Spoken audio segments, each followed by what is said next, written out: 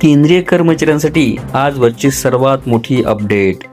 8व्या वेतन आयोगावर सुरू असलेल्या चर्चेमध्ये FNPOने असा प्रस्ताव दिला आहे ज्यामुळे लाखो कर्मचाऱ्यांच्या पगाराचा पूर्ण गणितच बदलू शकते.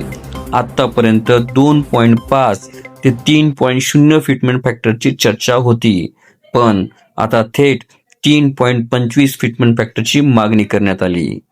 FNPOचे सरचिटणीस श्री शिवाजी वासिरेड्डी यांनी NCJCMला 60 पानांचा सविस्तर प्रस्ताव हा पाठवला आहे.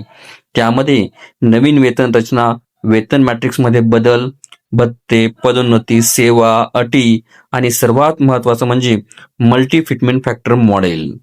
एकाच फिटमेंट फॅक्टर सर्वांसाठी लागू केल्यामुळे आधी वेतनामध्ये असमतोल निर्माण झाला असा दावा होता, पण आता त्यामध्ये थोडासा बदल करण्यात आलेला आहे.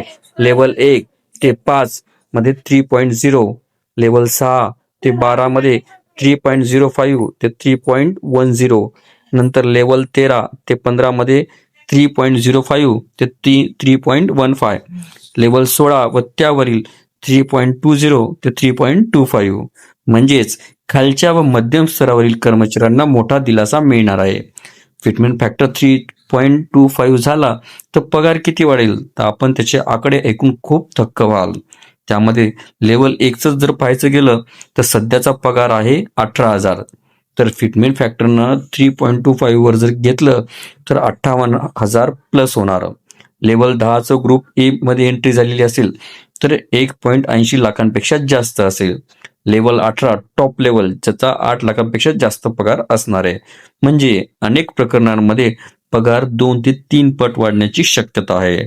आता आणखी एक मोठी मागणी म्हणजे वार्षिक वेतनवाढ 3% ऐवजी 5% करा.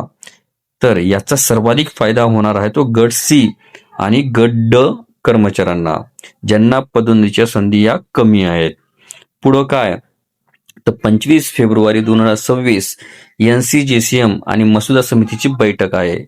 सर्व संघटनाच्या सूचना एकत्र करून शिफारसी जातील 8व्या वेतन आयोगाच्या अध्यक्षा रंजना प्रकाश देसाई यांच्याकडे.